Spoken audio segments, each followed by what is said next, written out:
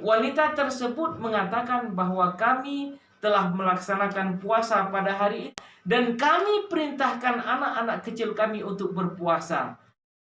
Allahu Allahu Allahu Allah. Umur berapa anak kita ajari untuk berpuasa? Ini sebenarnya Islam tidak mematok umur berapa anak kita ajarkan.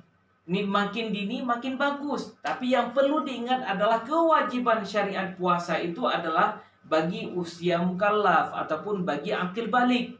Artinya ketika dia belum pada usia mukallaf ataupun belum pada usia akil balik, ini tidak diwajibkan kepada mereka untuk berpuasa. Laki-laki ini ditandai dengan keluarnya sperma ataupun mimpi basah. Bagi perempuan untuk mengalami menstruasi ataupun haid, ini biasanya umurnya maksimal pada umur 15 tahun.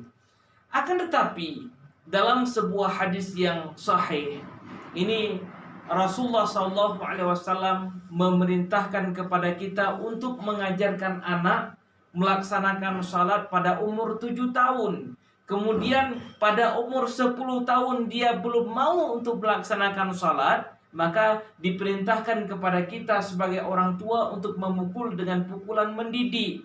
Alimu as-sabi as-salata wa huwa ibnu sab'i sinin. Ajarkan kepada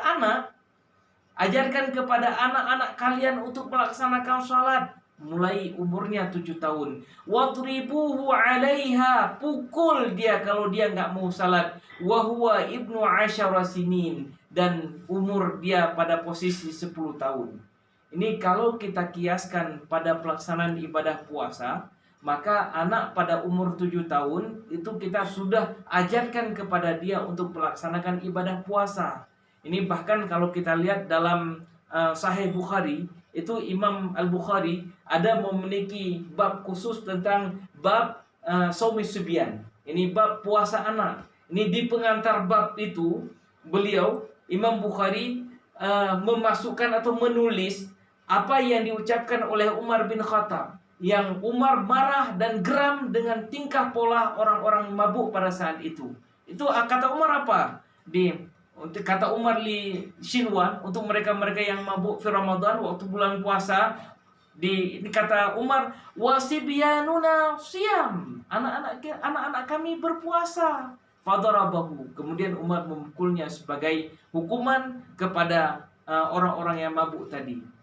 Selain itu, Imam Al-Bukhari juga meriwayatkan sebuah hadis yang disampaikan oleh Rubai binti Muawiz. Ini bercerita tentang puasa Ashura, yang jika kalian makan disuruh sempurnakan puasa, jika belum makan maka laksanakan puasa. Kemudian ini wanita tersebut mengatakan bahwa kami telah melaksanakan puasa pada hari itu, maksudnya hari Ashura, dan kami perintahkan anak-anak kecil kami untuk berpuasa. Kami pun dibuat mainan untuk anak kecil tadi itu. Dibuat dari benang, seandainya anaknya nangis, dikasih mainan tersebut biar tidak nangis kembali.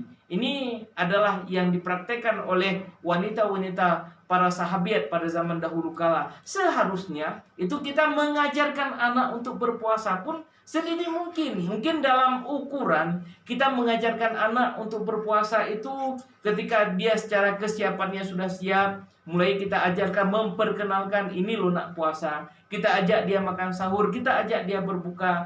Mungkin pertama kita ajak dia untuk berpuasa beberapa jam, hingga akhirnya pada tahap tertentu kita ajak dia untuk berpuasa secara sempurna. Meskipun kita melihat misalnya para imam yang lain, misalnya Imam Ishaq, ini beliau menyampaikan bahwa 12 tahun ini adalah batas wajib anak udah berpuasa. Imam Ahmad, ini dalam riwayat yang lain beliau berpendapat 10 tahun. Ada pendapat yang agak sedikit aneh, ini yang dari kalangan Malikiyah, yang disampaikan oleh Ibnu Majishun. Apa kata beliau?